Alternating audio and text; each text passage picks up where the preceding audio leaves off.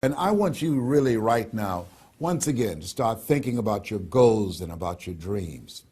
And as you begin to envision them, one of the things that I think that's very important that we have to always go back to, as you look at your goals and dreams, and I want you to expand them, and it's very important to realize that I found that most people fail in life, not because they aim too high and miss. Most people fail in life because they did just like I did for so many years. They aimed too low and hit. They didn't believe in themselves. So I want you right now, as we begin to think about the lessons and all the things that you've experienced and all of the comments and stories and strategies and lessons that you've had, I think it's time to revisit and look at your goals and dreams, and let's raise the bar. I remember as a kid, we would be in the backyard and we would play jump, and somebody would get on one side of the stick, my sister and then my brother, we would run and we'd jump over it. And then they say, raise it up a little bit higher. We have to back up and we would run and we'd jump over it again. And then we say, raise it up a little higher. And the higher it got, we had to begin to change our approach and how we're going to get over the bar. And that's the same thing in life. And so right now, I want you to think about your goals and dreams. As you begin to raise them a little higher, and I want you to say with me, it's possible. It's possible. You know, the easiest thing that I do is speak and train people how to speak. Go into prisons and juvenile detention centers and to high schools and colleges. Speak before thousands of people. I can do that in my sleep. Let me share with you the most difficult thing I've ever done in my life. And it took me years to do. And that was to believe that it was possible. To believe that I can do it. Given my circumstances, born in an abandoned building on a floor, being adopted, being labeled educable mentally retarded, failing twice in school, no college training, never worked for a major corporation. To believe that I had something of value to say, that somebody would want to listen to me, to believe that somebody would pay me to talk to them. Have you ever thought about something you wanted to do and you talk yourself out of it? I remember going to see Zig Ziglar, who I consider the #1 motivational speaker on the planet, and Dr. Norman Vincent Peale when he was alive, and Robert Schuller. I used to see them, and I would be so pumped up and inspired after hearing Jim Rohn, who recently passed, one of the great motivational speakers of all time, and Charlie Tremendous Jones. And I would go to my car pumped up, saying, yes, yes, yes, I can. And then after a while, my mental conditioning would kick in. And it would say, Les Brown, you can't do that. You don't have a college education. Les Brown, you can't do that. You don't even know who your parents are. Les Brown, you can't do that. You failed twice in school. Come on. You ever thought about something you wanted to do and you talk yourself out of it? There's a proverb that says, if there's no enemy within, the enemy outside can do us no harm. That's why it's important that you make it a point every day to listen to Paul, to listen to me, to review these lessons, to get them deep, not only in the conscious mind, but the subconscious mind, and get them in your spirit. Well, how often should I do it? Do it until you are producing the results. That's how often you should do it. And you never stop, because once you stop, that's when those negative thoughts will come back. Once you stop, that's when you will begin to doubt yourself. Once you stop, I'm telling you what I know. Yes. Every day, it's a selling job on you. It's possible. I can do this. I can make this happen. No matter how bad it is or how bad it gets, I'm going to make it. It's possible. Yes, your dream is possible. Say that to yourself every day. Feed your mind with words that you write and words that you hear and words that you speak to yourself. Feed your faith, and your doubts will starve to death. Say to yourself, it's possible. It's possible. It's possible. Even when you have no evidence to point to, say to yourself, it's possible. There's nothing as powerful as a made-up mind. It's a struggle sometimes to do that, especially when you have people around you telling you that it's not possible, that you can't do it. And they're constantly pointing out your failures of the past, constantly reminding you of all of the things that you don't have going for you. I'm reminded of the story of two little boys that were playing on some ice during the winter.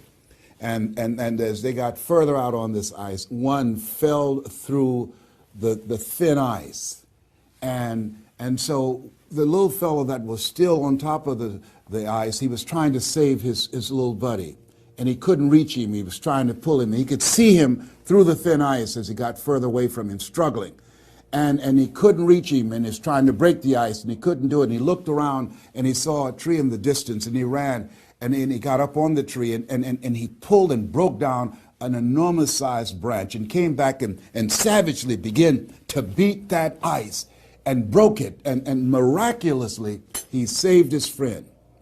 And when the paramedics came, and they were able to revive this little boy, they were scratching their heads. They're trying to figure this out. Said, how could this little pruny fellow go up in a tree and break off a branch this size and then come back and beat and break the ice and save his friend?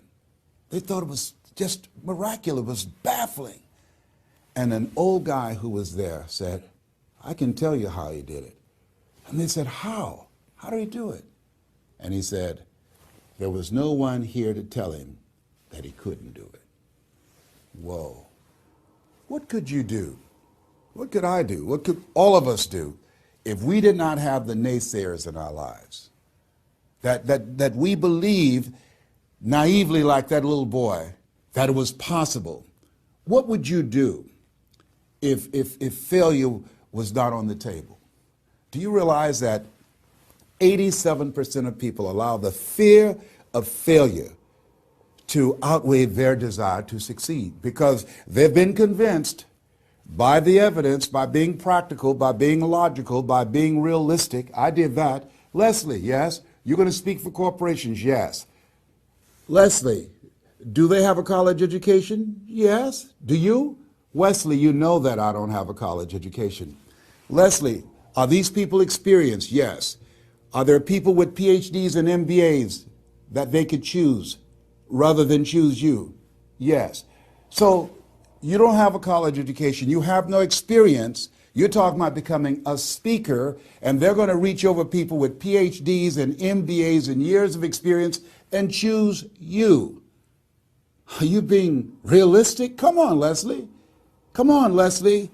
You can't do this. My brother, he's a wonderful person. And he constantly reminded me that I couldn't do what I'm doing now. But that really wasn't the bad part.